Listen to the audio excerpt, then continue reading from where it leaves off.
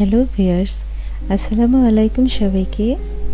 আজ আমি আপনাদের সাথে শেয়ার করব কতটা সহজ ওয়েতে কম সময়ে অনেক টেস্ট করে গরুর মাংস রান্না করা যায়। এই জন্য আমি নিয়ে নিয়েছি 3 কেজি পরিমাণ গরুর মাংস এবং এভাবে সাইজ করে কেটে ক্লিন করে নিয়েছি। এই দেখুন, এখন এর মধ্যে রান্নার জন্য কিছু মশলা অ্যাড করব। এই দেখুন, মশলাগুলো আমি বাটিতে রেখেছি পরিমাণ মতো। এখানে রয়েছে শুকনো মরিচ গুঁড়ো, হলুদ গুঁড়ো, জিরা বাটা, গরম মশলা বাটা পরিমাণ মতো, রসুন বাটা, ধনিয়ার গুঁড়ো, আদা বাটা। এরপর নিয়েছি এরকম সাইজের এক বাটি পেঁয়াজ কুচি, 7-8টা কাঁচামরিচ ফালি এবং কিছু আস্ত গরম মশলা। এখন মাংসের সাথে মশলাগুলো অ্যাড করে দিচ্ছি। 2 টেবিল চামচ আদা বাটা, 1 টেবিল চামচ গরম মশলা বাটা, 2 টেবিল চামচ জিরা বাটা, 2 টেবিল চামচ রসুন বাটা, 2 টেবিল চামচ ধনিয়ার গুঁড়ো, 2 টেবিল চামচ শুকনো মরিচ গুঁড়ো, 1.5 টেবিল চামচ হলুদ গুঁড়ো, লবণ স্বাদ মতো দেবেন, ঝালটাও স্বাদ মতো যে যেমন পছন্দ করেন।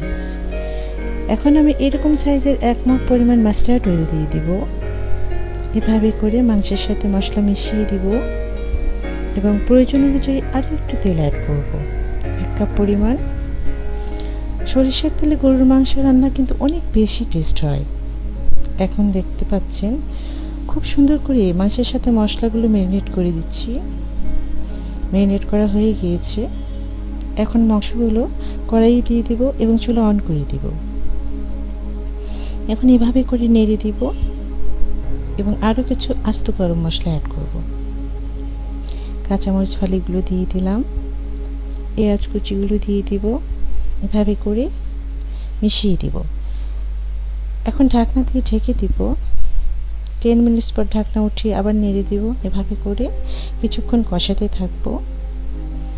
কিছুক্ষণ পর পর ঢাকনা উঠিয়ে নেড়ে দিব। মাংসগুলো যদি কষাতে কষাতে সিদ্ধ হয়, সেই মাংসটা কিন্তু অনেক বেশি ভালো লাগে। এভাবে করে মাংস কষিয়ে নেব। মাংস কষানো হয়ে গিয়েছে এবং আমি সিদ্ধ হয়ে গিয়েছে, আমি চেক করে নিয়েছি। এখন মাংসটা তেলে দিয়ে দিব।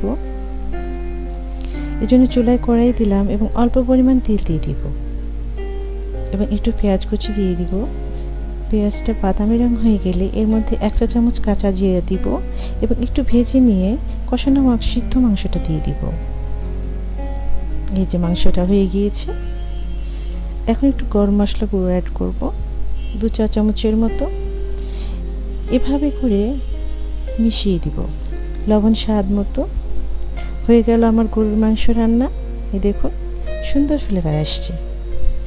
আমার রেসিপি যদি আপনাদের ভালো লেগে থাকে, বাসায় অবশ্যই ট্রাই করবেন এবং লাইক কমেন্টস করে জানাবেন। সবাই ভালো থাকবেন। সামনের ভিডিও দেখার জন্য আমন্ত্রণ রইল। আজ বিদায় নিচ্ছি। আল্লাহ হাফেজ।